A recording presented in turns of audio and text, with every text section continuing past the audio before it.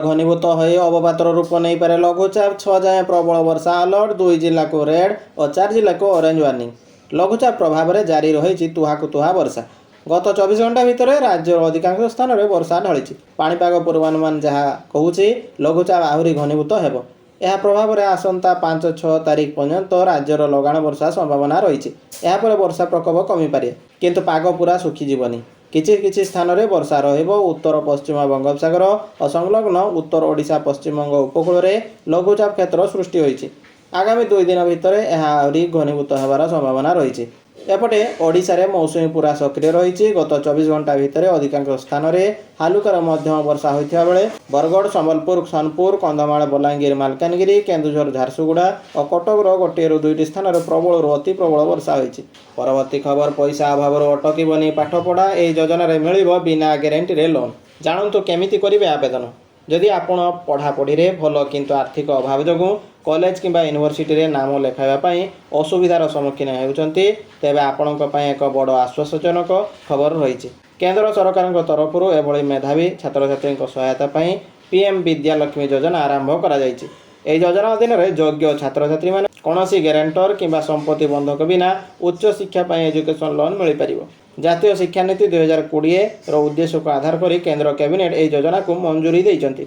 परवर्ती खबर रथ उपर को मोबाइल मना। रथयात्रा आहरी अधिकारी को नियुक्त करेंगे राज्य सरकार। विश्व प्रसिद्ध रथयात्रा 6 तारिख में मुख्यमंत्री समीक्षा बैठक।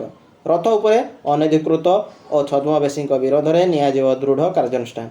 रथ उपर को नहीं पारे मोबाइल सूचना देले श्रीमंदिर मुख्य प्रशासक अरविंद पाढ़ी।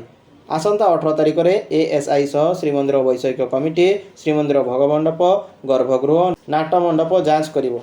परवर्ती खबर जापानी संस्था सह ऐतिहासिक चुक्ति। पारादीप और गोपालपुर हेब 3 प्रकल्प 76,000 कोटी निवेश में 76,000 नियुक्ति। जापानी संस्था सह ऐतिहासिक चुक्ति। ग्रीन एनर्जी क्षेत्र में जापानी व्यवसायी नेतृवृंद सहभागिता। राज्य में व्यापक पुंजीनिवेश। एससीएमई और आईएचआई कॉर्पोरेशन सहित ओडिशा सरकार एमओसी स्वाक्षरित पारादीप और गोपालपुर हेब 3टी प्रकल्प 67,000 कोटी टंका निवेश सृष्टि हेब 76,000 नियुक्ति। परवर्ती खबर कैबिनेट अदल बदल। अमित शाह को मिल पारे उप प्रधानमंत्री पद। आसंता वर्ष उत्तर प्रदेश और पंजाब परी 7 राज्य में विधानसभा निर्वाचन अनुष्ठित होगा बेले बीजेपी नेतृत्वाधीन केंद्र सरकार मंत्रिमंडल में अदल बदल करने को जाउथबा चर्चा होउछि। निर्वाचन को दृष्टि रखी प्रधानमंत्री नरेंद्र मोदी किसी बड़ निष्पत्ति नहीं पारती बोली कहुछि। कैबिनेट रे गृहमंत्री अमित शाह गोष्ठीर अधिक नेता स्थान मिलवार संभावना रही। अन्य पक्षरे प्रतिरक्षा मंत्री राजनाथ सिंह कैबिनेट रु इस्तीफा दे पारती। आहरी मध्य जानिबाकु मिलुछि जे आसंता वर्ष राष्ट्रपति द्रौपदी मुर्मू कार्यकाल शेष होउथबारु राजनाथ सिंह को बीजेपी राष्ट्रपति पद पर प्रार्थी करिपारे।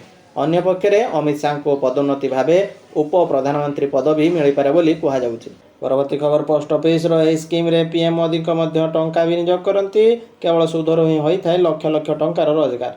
सुरक्षित भविष्य सठिक समय एवं सठिक स्थान में टंका विनियोग करने अत्यंत जरूरी। जपरिक जरूरीकालीन परिस्थिति में टंकार आवश्यकता पड़े क्या आगे हाथ पातवाक न पड़े। जदि आपण निज कष्टलब्ध रोजगार विनियोग एक भल योजनार सन्धान अच्छा तेज post office national saving certificate योजना आपण बहुत लाभदायक साब्यस्त हो पारे।